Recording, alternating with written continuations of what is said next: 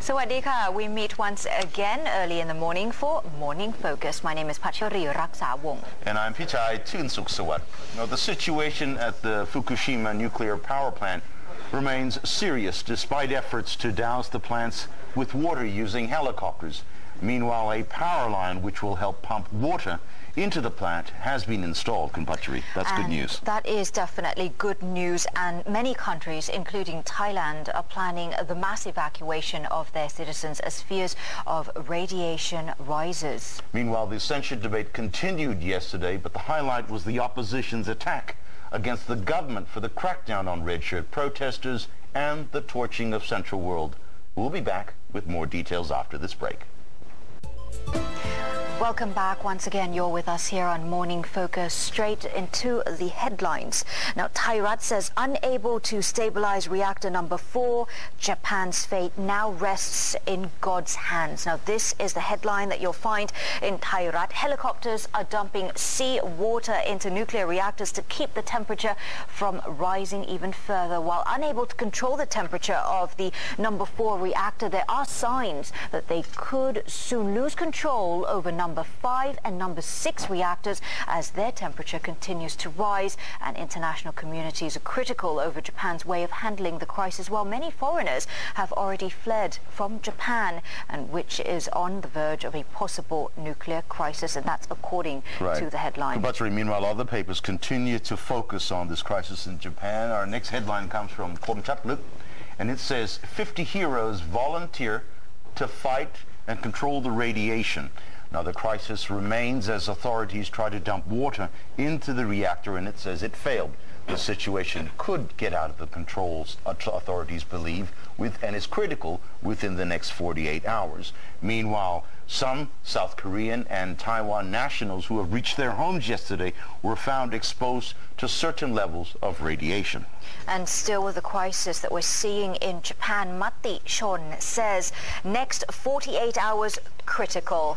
No hopes for a Dai-ichi nuclear power plant. Experts predict of another big explosion which would further release radioactive substances into the atmosphere. And 14 people have already died as a result of exposure to radiation, although Japan has not confirmed the reason for those deaths. And US President Barack Obama has pledged to do everything he can to help Japan.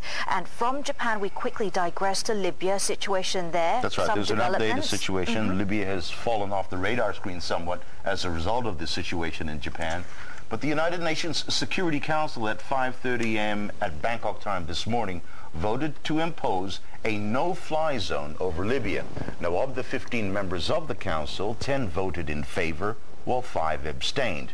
Now, the resolution may come a little late because forces loyal to Muammar Gaddafi are poised to attack the eastern rebel town of Benghazi. And what does this no-fly zone mean? Actually, it means that the UN could use all necessary force to protect civilians to impose the resolution. And however, the resolution does not mean that foreign troops will be deployed in Libya. That's right. But what it means is that the question is how fast can these forces be deployed? France says that may be several hours, 4 to 5 hours. And the question is, will these forces be able to attack Libyan ground forces if they pose a threat to civilian populations? You can see concerted effort now to put an end to the unrest in Libya. Right. We move on to the situation in Japan. As we mentioned earlier, the situation remains serious. Now, 4 Japanese helicopters dumped tons of water onto the plants in an attempt to control the overheating. In total, there were 4 drops, and the operation was partially successful, although the details are scarce. A similar effort is expected by the helicopters today. Meanwhile, yesterday, military trucks continued to dump water onto reactor number 3, and that will be repeated once again today. However, one bit of good news is that the Japanese teams were able to install a power line to pump water into reactor number 2. Now, the key concern is, Kumpachari, is that if the fuel rods dry up, there could be a meltdown, and that's really serious. That is the most important thing, that those fuel rods cannot be exposed. And several countries in Europe, as well as the US, have urged their citizens to leave Tokyo and also to stay away from the tsunami-hit prefectures of there's Chiba, Chiba, Fukushima, Miyagi, Aomori, Iwate and Ibaraki as well. U.S. officials also warned of nationals living within 80 kilometers of Fukushima nuclear plant to evacuate from the area. It has also authorized voluntary departure of embassy family members in Japan, and France has also said that they've already sent planes to assist its citizens that want to leave Japan. So let's focus on the situation of Thai citizens in Japan. Now, as of yesterday, there are about 1,500 Thais residing in various areas of the tsunami-hit areas have already contacted the Thai embassy in Tokyo. But about 5,000 more are still unaccounted for or have not contacted the embassy. Meanwhile, Thailand ordered officials to prepare for the evacuation of its citizens from Japan. Foreign Minister Kasit Pirom yesterday said he had instructed officials to contact shipping companies in Japan to prepare for the emergency evacuation.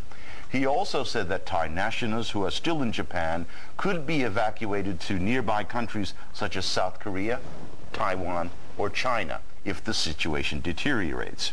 He said that some Thais could be returning tonight when the C-130 military transport planes brings goods and relief to Japan later today. The foreign minister also advised Thais to refrain from traveling to Japan during this period, and those who had no urgent business should put off their trip until the situation returns to normal.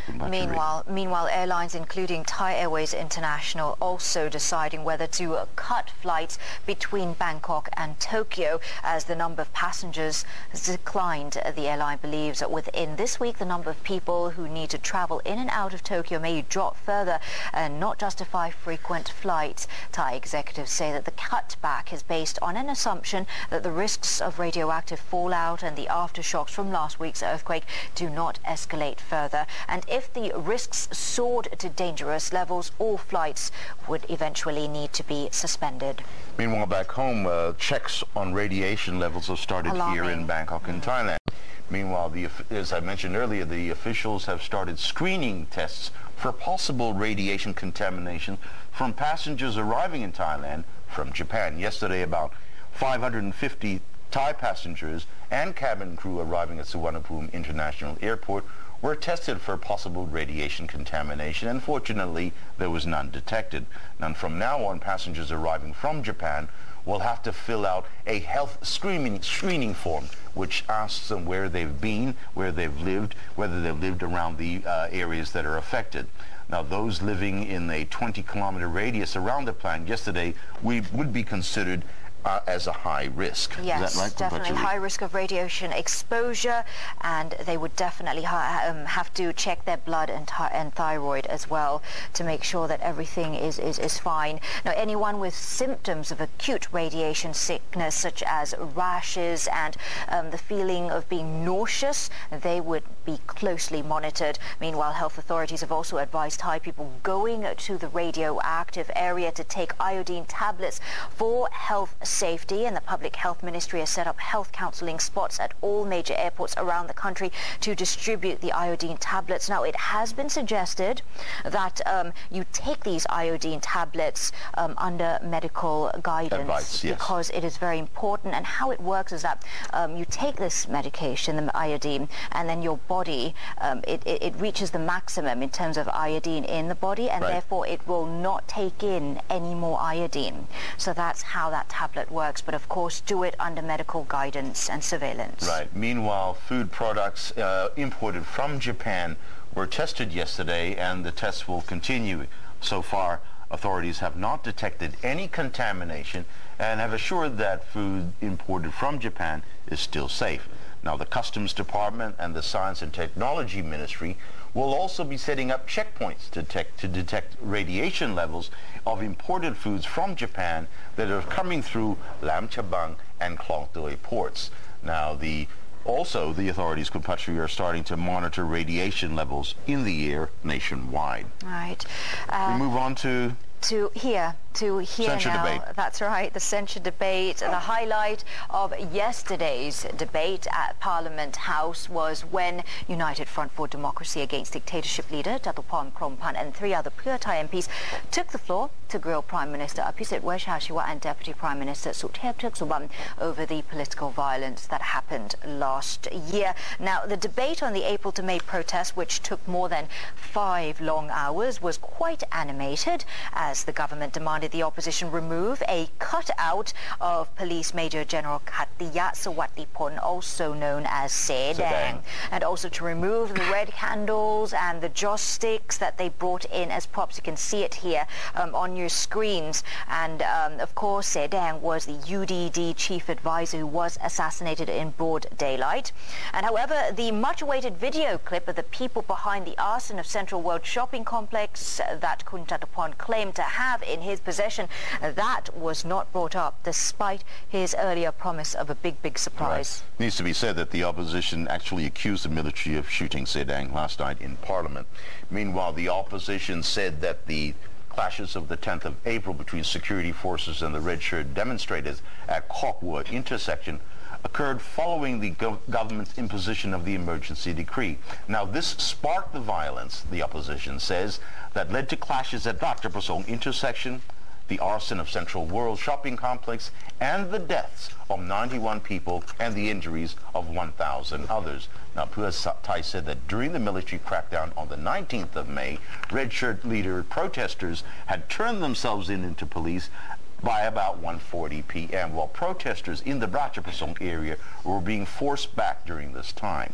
And then soldiers surrounded Central World at about 5:04 p.m., where 417 people in the shopping center during that time, they were asked to leave the department store, and Central World was then torched and no one was allowed to put out the fire, although about 100 fire extinguishers were on hand. Security authorities were also ordered to withdraw from the shopping center amid claims that terrorists were present. And in response, Prime Minister Apisit said that he had tried to avoid violence by negotiating with the red shirt protest leaders for 3 hours a day over a period of 2 days, and the executive decree was then imposed only after red shirt protesters had broken into the parliament building. Yes, but Deputy Prime Minister Suthep Thaugsuban, who responded to the opposition allegations, said very simply that the Pheu Thai MPs were lying about the arson at the shopping complex. According to the Deputy Prime Minister, the fire broke out at Central World at about 1:40 p.m. But the staff were able to put it out. And about 30 minutes later, about 20 men broke into the shopping center and they were chased away by the security guards. This group came back again, and this time attacked the guards with hand grenades and injured some people, and they fled. But later on, a second fire broke out. And when firefighters tried to put out the fire, they couldn't do so because they were blocked, by the red shirt protesters, according to Kun Suthep. Now, that part of the debate, Kun Hatchari, went on till about 10 or 11. Now, Kun Jatuporn Prompan, he appeared close to around midnight, and his debate went on till about nearly 2 in the morning. And his, which is not in the papers, maybe some in the Thai papers, focused on the DSI report into the investigation into the deaths of the 89 people. Right. Now, there he basically said that for those 6 people who died in Wat Patuwanaram, his conclusion was, according to the DSI report, it was the result of shooting at least 4 of the 6 from military units.